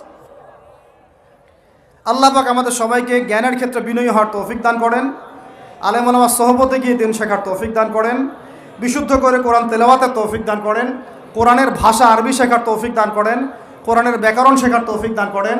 আল্লাহ পাক ইবারত পড়ার যোগ্যতা অর্জনের তৌফিক দান করেন। আল্লাহ পাক উলামায়ে কেরামের সোহবতে নূর, বাসিরা, মারিফত অর্জনের তৌফিক দান করেন এবং আমাদের সবাই মিলে আলেমদের মধ্যে ঐক্য প্রতিষ্ঠার তৌফিক দান করেন। অনেক লম্বা হয়ে যাচ্ছে ভাই, আমি ওই যে একটা বলতে যাচ্ছিলাম ওইটা বলে গোটাই নিচ্ছি, একটু অপেক্ষা কর, জাস্ট 10টা মিনিট 15 মিনিট। মুসলমানদের উপর যদি, বাংলাদেশের মুসলমানদের যদি আল্লাহ না করুক কখনো কোনো সমস্যা আসে, বাংলার মুসলমানরা যাবে কোথায়? চতুর্দিক থেকে বেষ্টিত আছে। 2 শ্রেণীর মানুষ তোমাদের সাথে সবচেয়ে বেশি শত্রুতা রাখে। কে বলেছেন? আল্লাহ পাক, আল্লাহর কালাম সূরা মাইদা পড়ে দেখেন। কোন সূরা? মাইদা পড়ে দেখেন। এখন বুঝেন ওয়ার্ল্ড অ্যাফেয়ার্স কীভাবে ডিল হচ্ছে। কোরআন একদম জাজল্যমান, মনে হচ্ছে এখনই আয়াত নাজিল হলো। এখন আমাদের উপর যদি আল্লাহ না করুক কোনো সমস্যা আসে, আমরা যাব কোথায়? এই জন্যই আমাদের উচিত 5টা ডিপার্টমেন্টে শক্তিশালী হওয়া। কয়টা ভাই? এই নসিহতটুকু আমাদের ঊর্ধ্বতন কর্তৃপক্ষের কাছে আমি হাত জোর করে করতেছি, একদম হাত জোর করে। 5টা ডিপার্টমেন্টে এই দেশটাকে শক্তিশালী করতে হবে। কয়টা ভাই? 1 নাম্বার শিক্ষা। 1 নাম্বার, প্রত্যেক মুসলমানকে কোরআন এবং সুন্নাহর শিক্ষায় শিক্ষিত করতে হবে। আমি অন্য ধর্ম নিয়ে কথা বলছি না, তাদের মতো দিন পালন করে, লাকুম দীনুকুম ওয়ালিয়া দিন, লাকুম দীনুকুম ওয়ালিয়া দিন, তারা তাদের ধর্ম পালন করে করুক, আমাদের কোনো মাথা ব্যথা নাই। প্রত্যেক মুসলমানের বাচ্চাকে কোরআন সুন্নাহর শিক্ষায় শিক্ষিত করতে হবে এবং একই সাথে এই যুগকে চ্যালেঞ্জ করার জন্য যত সাবজেক্ট দরকার সব সাবজেক্ট আমাদেরকে শিখতে হবে ইনশাআল্লাহ। একমুখী শিক্ষা না, দ্বিমুখী শিক্ষার মেরুকরণ না, একদম দ্বিমুখী শিক্ষাকে একমুখী করে একটা কম্বাইন্ড এডুকেশন সিস্টেম চালু করতে হবে।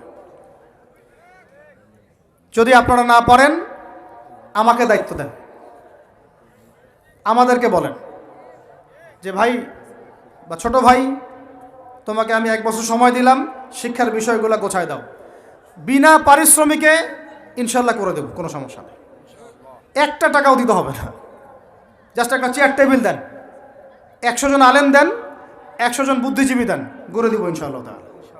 প্লে গ্রুপ থেকে মাস্টার্স পর্যন্ত আমাদের ছেলেমেয়েরা এমন শিক্ষায় শিক্ষিত হবে, বরং আমার ছেলে পাইলটও হবে, বিমানও চালাবে, আমার ছেলে ইনশাআল্লাহ হাফেজে করানো হবে ইনশাআল্লাহ, আমার মেয়ে ডক্টরও হবে ইনশাআল্লাহ, আমার মেয়ে আয়েশা রাদিয়াল্লাহু আনহার মতো মুহাদ্দিসও হবে ইনশাআল্লাহ। আমাদের এক ভাই সে রাজনীতিবিদও হবে ইনশাআল্লাহ, জুমার খুতবাও দিতে পারবে ইনশাআল্লাহ। আল্লাহর কসম করে বলতেছি, এমন শিক্ষা চালু করা সম্ভব, শুধু আপনারা যদি একটু সৎসাহস দেখান, একটু উদ্যোগ গ্রহণ করেন, আল্লাহ পাক বহুত আজর দিবেন আপনাদেরকে। আল্লাহ পাক এই ওসিলায় আপনাদের সব গুনাহ মাফ করে জান্নাতও দিতে পারেন। আল্লাহর রাস্তায় আল্লাহর দিকে ফিরে আসেন। আমি আপনাদের সবচেয়ে শ্রেষ্ঠ বন্ধু, আমাকে শত্রু মনে করেন না। ইউসুফ আলাইহিস সালাম এক পর্যায়ে বলেছিলেন যে আমি যোগ্য, আমাকে দায়িত্ব দেন। মনে আছে আপনাদের? যখন সমাজে দুর্ভিক্ষের স্বপ্ন দেখলেন রাজা, রাজদরবারে গিয়ে তিনি বললেন যে দেখেন, আপনার স্বপ্নটা এমনি স্বপ্ন না, 7 বছর এখানে ফসল ফলবে, 7 বছর দুর্ভিক্ষ হবে। যদি আপনি আমাকে দায়িত্ব দেন, আমি ইনশাআল্লাহ এমন একটা অর্থ ব্যবস্থা প্রণয়ন করব যে ইনশাআল্লাহ এই দুর্ভিক্ষের কবল থেকে মানুষ বেঁচে যাবে। মানুষ বাঁচে নাই। ওখানে এখানে প্রমাণ হয় একটা জিনিস, যখন দায়িত্ব নেওয়ার যোগ্য কেউ দেখা যায় না, তখন যোগ্যদেরকে কথা বলতে হয়। যোগ্যদেরকে কি করতে হয়? কথা বলতে হয়। এখন দায়িত্ব দেখতেছেন না কাদের হাতে? একটা লোক, যে ব্যক্তি আল্লাহর অস্তিত্বেই বিশ্বাস করে না, সে কিতাব লিখতেছে, ওই কিতাব আমাদের সন্তান পড়তেছে। আমি নাম মেনশন করতে যাচ্ছি না। কিছু মানুষ যারা আল্লাহর অস্তিত্বেই বিশ্বাস করে না, তারা মনে করে মহাবিশ্ব সৃষ্টি হয়েছে বিগ ব্যাং থেকে, আল্লাহ সৃষ্টি করে নাই। ও ডিপার্টমেন্ট অফ হেড হয়ে বসে আছে ওখানে। শিক্ষার যে দশা চলতেছে, আমরা ভয় করি যে আজকে থেকে 10 বছর যদি এমনভাবে চলতে থাকে, আল্লাহ মাফ করুক, আমার আশঙ্কা একটা প্রজন্ম গড়ে উঠবে, জীবনে বাপকে তো সালাম দিবেই না, সালাম কেমন করে শুদ্ধ করে দিতে হয় সেটাও শিখবে না কখন। ওই দিন যদি আপনারা দেখতে না চান, এখনই ব্যবস্থা গ্রহণ করেন। আমাদের কাছে ব্যবস্থা গ্রহণ করার কোনো ক্ষমতা নাই, ক্ষমতা আপনাদের হাতে আছে। আপনারা যদি এই ক্ষমতাকে আল্লাহর দিকে, আল্লাহর সন্তুষ্টির জন্য ব্যবহার করেন, আল্লাহ আপনাদেরকে আরও বড় করবে ইনশাল্লাহ। যদি আল্লাহর জন্য এটা আপনার আল্লাহর জন্য ব্যবহার না করেন, এগুলোকে প্রশ্রয় দিতে থাকেন, বিশ্বাস করেন ভাই, ফেরাউন টিকতে পারে নাই, নমরুদ টিকতে পারে নাই, আদ জাতি টিকতে পারে নাই, সামুদ টিকতে পারে নাই, নুহের কম টিকতে পারে নাই, কমে লুত টিকতে পারে নাই, কমে মাদিয়ান টিকতে পারে নাই, আসহাবুল আইকা টিকতে পারে নাই, মুসার কম বানু ইসরাইল টিকতে পারে নাই।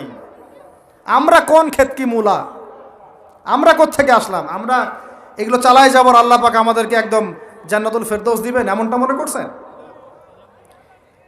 হাদিস কত চমৎকার, কত সুন্দর হাদিস। লাউ ইয়াহদি আল্লাহু বিকা রাজুলান ওয়াহিদান খায়রুল লাকা মিন হুমুরিন নাম। তোমার দ্বারা যদি একটা মানুষও আল্লাহর দিকে ফিরে আসে, আল্লাহওয়ালা হয়ে যায়, লাল উট কুরবানি করার চেয়ে বেশি নেকির কাজ। তোমার একটা দাওয়াতে যদি মানুষ আল্লাহর দিনের দিকে ফিরে আসে, ওই আমলকারী সব নেকি তুমি পাবা।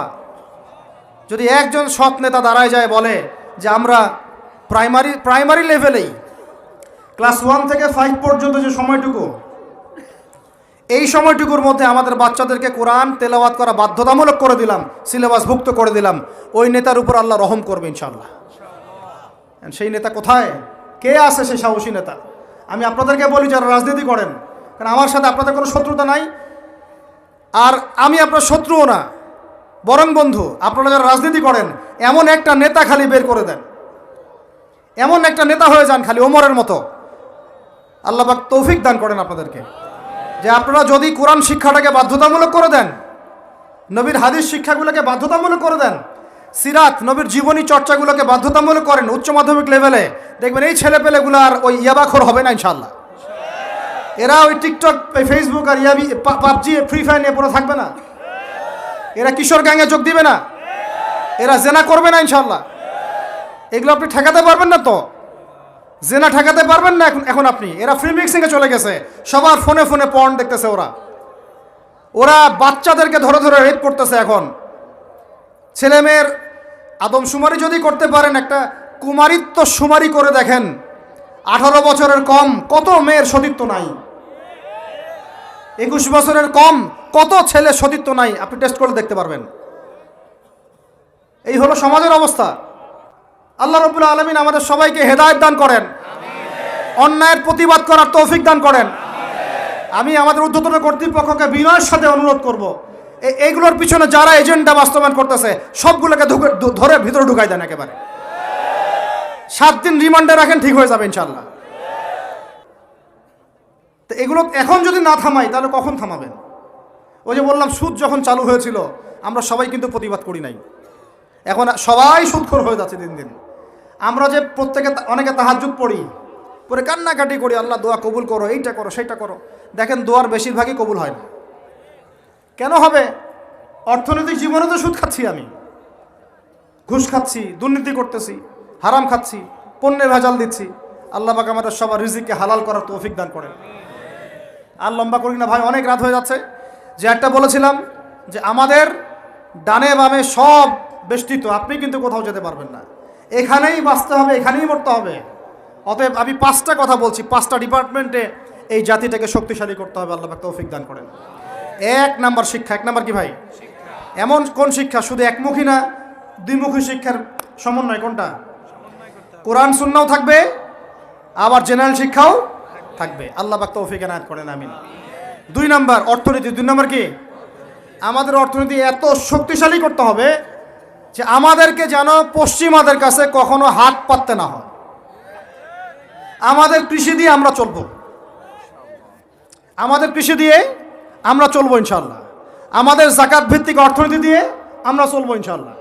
আমাদের সত্যি এটা সোনার বাংলা, সত্যি সত্যি সোনার বাংলা।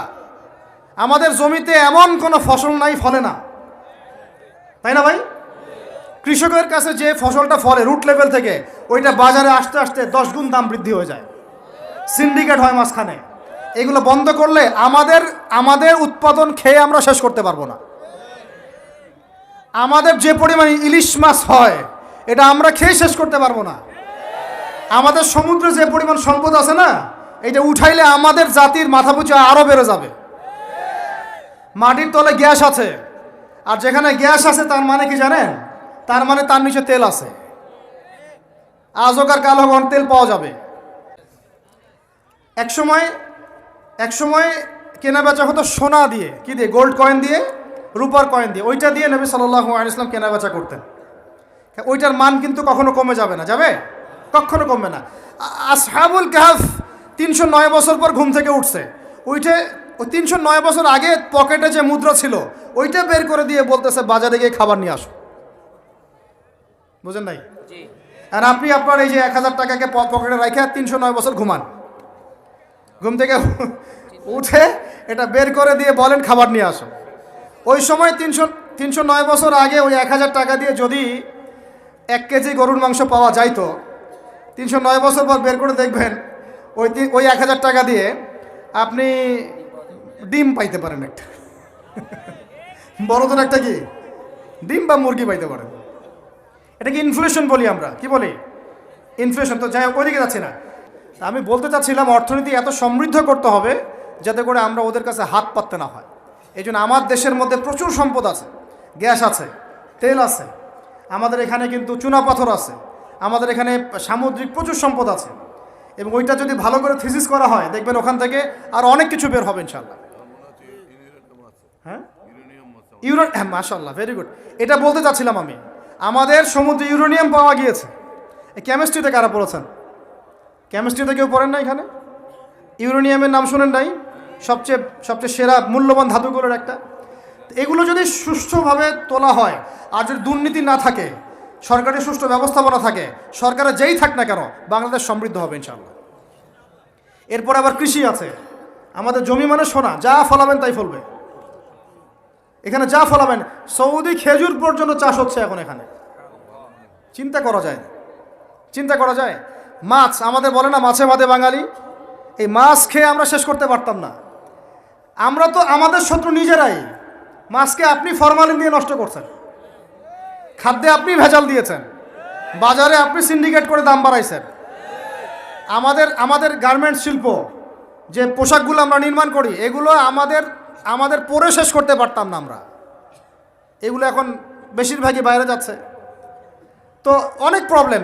এই জিনিসটা এক কথায় উত্তর হচ্ছে, যদি আমরা অর্থনীতি সমৃদ্ধ করতে না পারি, আগামী বিশ্বকে আমরা চ্যালেঞ্জ করতে পারবো না। উপরে যে বা যারাই থাকেন তাদের সাথে আমাদের কোনো দ্বন্দ্ব নাই। আমাদের একটা আহ্বান, উদাত্ত আহ্বান, করজোর অনুরোধ, শিক্ষার সাথে সাথে অর্থনীতি সমৃদ্ধ করার চেষ্টা করতে হবে। এর পথে বাধা কি তাহলে? এর পথে বাধা হচ্ছে দুর্নীতি। বাধা কি বলেন?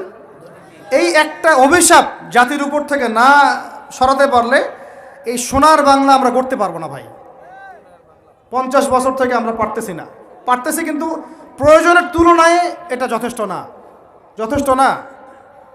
আমাদের টপ টু বটম সবাই দুর্নীতির সাথে কম বেশি সম্পৃক্ত হয়ে যাচ্ছে। আল্লাহ পাক আমাদের সবাইকে হেফাজত করেন। এগুলো অন্যের সম্পদ আত্মসাৎ করলে পরে আল্লাহ ইবাদত কবুল করবেন না। আল্লাহ পাক আমাদের সবাইকে সৎ হওয়ার তৌফিক দান করেন, সততা বজায় রাখার তৌফিক দান করেন। আর 3টে জাস্ট পয়েন্ট বলে শেষ করে দিব। 3 নম্বর পয়েন্ট হচ্ছে, আমাদের যুব সমাজকে নিয়ে সত্যিকার অর্থেই একটা কর্মমুখী পরিকল্পনা প্রণয়ন করতে হবে। কারণ আমাদের অন্যতম একটা সমস্যা হচ্ছে বেকারত্ব।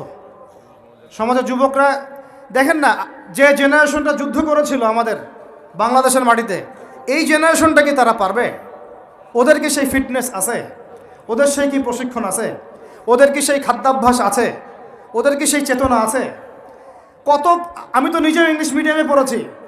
আমাদের ব্যাকগ্রাউন্ডে এমন অনেক স্টুডেন্ট ছিল যারা ভাষা দিবস, শহীদ দিবস নাম ওটা কবে সেটা বলতে পারে না। 7ই মার্চ কি হয়েছে তারা জানে না। 16 ডিসেম্বর কি দিবস ওরা জানে না। এরকম বহু আপনি স্কুল জরিপ করেন, বহু English medium, English version school আছে, ওরা জানে না এগুলো কি। ওরা এগুলো পড়ে না, জানে না। সংস্কৃতির কথা বলি, ভাষার কথা বলি, গৌরবের কথা বলি, এগুলো আমাদের গৌরবের জায়গা। কিন্তু আপনি দেখেন প্রত্যেক মোড়ে মোড়ে হিন্দি গান বাজতেছে, বাংলা গান কয়জন শুনতেছে? নজরুল নাই, হারাই গেল। নজরুলকে হারাই ফেললাম, জসিমউদ্দিনের কবিতা হারাই গেল, ডক্টর শহীদুল্লাহর কথাগুলো আস্তে আস্তে হারাই যাচ্ছে। আহমদ ছফা নাই। আমরা ওইসব জায়গায় কাদেরকে বসাচ্ছি? আমি কাউকে আঘাত করতে যাচ্ছি না, আমরা ওইসব জায়গায় কাদেরকে বসাচ্ছি দেখেন। একটা সময় ব্রিটিশ বিরোধী বিদ্রোহের সময় আমাদের বাপদাদারা হিন্দিতে উর্দুতে পর্যন্ত কবিতা লিখে প্রতিবাদ করেছিলেন। আপনারা অনেকেই জানেন এগুলো, যারা পড়াশোনা করেন তারা তখন বলতেন, একটা ডায়লগ ছিল যে কি জানি, सरफरोशी की तमन्ना अब हमारे दिल में है, देखना है जोर कितना बाजुए कातिल में है। মনে নেই আপনাদের অনেকের? মানে স্বাধীনতার তামান্না আমাদের মনের মধ্যে আছে, খালি দেখার বাকি যে কাতিল বা জালেমের বাহুতে কত শক্তি আছে। কি কবিতা ছিল ওই সময়কার। তো আমরা এগুলো হারাই ফেলতেছি। আমাদের ইয়াং জেনারেশনকে যেমন করে কোরআন সুন্নাহ শিক্ষিত করতে হবে, দেশ জাতি ঐতিহ্য সংস্কৃতিতেও বলিয়ান করতে হবে। একই সাথে ওদের বেকারত্ব দূর করার জন্য কর্মমুখী পরিকল্পনা গ্রহণ করতে হবে। এদেরকে কাজে লাগান। বেকার বসে আছে অলস, সারাদিন মাথার মধ্যে দুনিয়া শয়তানি, সারাদিন মোবাইল, লুডো খেলে, পাবজি, ফ্রি ফায়ার, কাজ নাই। আল্লাহ পাক আমাদেরকে এই ফিতনাগুলো থেকে হেফাজত করেন, আমিন। আর এই জায়গায় আমাদের এই স্বজন প্রীতি এগুলো ত্যাগ করতে হবে। প্রতিভা যার তাকে মূল্যায়ন করতে হবে। যদি আমার প্রতিভা থাকে আমাকে চাকরি দিতে হবে, ওই ভাইয়ের প্রতিভা থাকে তাকে চাকরি দিতে হবে। ওই ভাইয়ের প্রতিভা আছে, সে রিটার্নে ফার্স্ট হয়েছে, ভাই ভালো করেছে, ওকে অগ্রাধিকার দিতে হবে। কেন আমি দল করে বলেই আমার চাকরিটা হবে? কেন আমার মামা অমুক, খালা অমুক, খালু অমুক বলেই চাকরিটা হবে? কেন হবে? এই অন্যায় যদি চলতে থাকে আল্লাহর গজব নেমে আসবে। 4 নাম্বার, 3টা বলেছি ভাই। একটা হচ্ছে শিক্ষা, আমরা শক্তিশালী হব কোথায়? শিক্ষা ইনশাআল্লাহ। 2 নাম্বার অর্থনীতিতে, 3 নাম্বার কর্মসংস্থানে। 4 নাম্বার হচ্ছে আমাদের এই জাতির একটা বড় অংশ, প্রায় 50% হচ্ছে মেয়েরা, মহিলারা। তাদেরকে কাজে লাগাতে হবে অবশ্যই। আমরা মহিলাদেরকে অনেক ক্ষেত্রে দিনই ক্ষেত্রেও পিছায় ফেলছি। আপনারা আসছেন, বসছেন, আওয়াজ শুনলেন, কয়জন মহিলা এই সুযোগটা পায়? কয়টা বাসায় মহিলাদের তালিম হয়? কয়টা দেশে মহিলা মাদ্রাসার সংখ্যা আসলেই কত? মহিলা আলেমা খুঁজে পাচ্ছি না। আমরা মাদ্রাসা প্রতিষ্ঠা করতে গেলে আলেমা খুঁজে পাচ্ছি না, যে মুফতি বা ইফতা ফারেক বা দাওরা হাদিস পাশ করা আলেমা খুঁজে বের করতে হচ্ছে। অনেকে দেখা যাচ্ছে, আমি নিজেদের কথাই বলছি, ইফতা দিয়েছেন, দাওরা ফারেক করেছেন আমার পরিবারের এবং বংশের অনেকেই, তার আগেই বিয়ে সংসার হয়ে গেছে, এখন সংসার নিয়ে ব্যস্ত। তাহলে এখন মেয়েদের মধ্যে খেদমত কে করবে? আমি আপনি কি মেয়েদের মধ্যে এইভাবে ওয়াজ করতে পারবো? ওদেরকে সামনে নিয়ে বসতে পারবো? ওদের সমস্যাগুলিকে আমরা সলভ করতে পারবো? তাহলে আপনার বোনকে দায়িত্বটা পালন করতে হবে, আপনার মেয়েকে বা আপনার স্ত্রীকে। তো সেক্ষেত্রে তো আমরা সেরকম স্ত্রী, সেই মেয়ে, সেই জেনারেশন তৈরি করতে পারছি না। অনেক আলেমের স্ত্রী পর্যন্ত দুনিয়াদার হয়ে গেছে এখন, সোনা দানা গয়না গাটি, ভ্রু প্লাক, ফ্যাশন এগুলো করতেছে। হ্যাঁ, তো এগুলো থেকে আমাদেরকে বের হয়ে আমাদের স্ত্রীদেরকেও খাদিজা আয়েশা রাদিয়াল্লাহু আনহুমা তাদের মতো করে দিনের পথে সহযাত্রী বানাতে হবে। আল্লাহ পাক তৌফিক দান করেন। আল্লাহ পাক আমাদের এই পুরো মা বোনদেরকে হেদায়েত করেন, তাদেরকে খাস পর্দায় থাকার তৌফিক দান করেন ইনশাআল্লাহ। আমাদের এই যুবকরাই সোনার বাংলা করবে ইনশাআল্লাহ, ইনশাআল্লাহ তাআলা। হ্যাঁ দিচ্ছি। আর শেষ কথা, লাস্ট পয়েন্টটা শেষ করে দেই। লাস্ট পয়েন্টটা হচ্ছে ভাই, যে কোরআনে আল্লাহ রাব্বুল আলামিন এই বিশ্ব রাজনীতি ডিল করার জন্য অনেকগুলো হেদায়েত দিয়েছেন। আমি আলোচনার মাঝখানে কিছু এনেছি, যেমন সূরা মাইদার আয়াতগুলো, মুশরিকদের সাথে আমাদের চলাফেরা কেমন হবে, আমাদের বাণিজ্য কেমন হবে, আমরা কাকে বন্ধুরূপে গ্রহণ করতে পারবো, কাকে পারবো না, এইগুলো ফলো না করতে পারলে একটা জাতি সমৃদ্ধ হতে পারবে না। আল্লাহ রাব্বুল আলামিন আমাদেরকে শিক্ষা, অর্থনীতি, যুব সমাজের উন্নয়ন, নারী জাতির উন্নয়ন এবং বিশ্ব অর্থনীতিতে সর্বোচ্চ সাফল্য অর্জন করার তৌফিক দান করেন।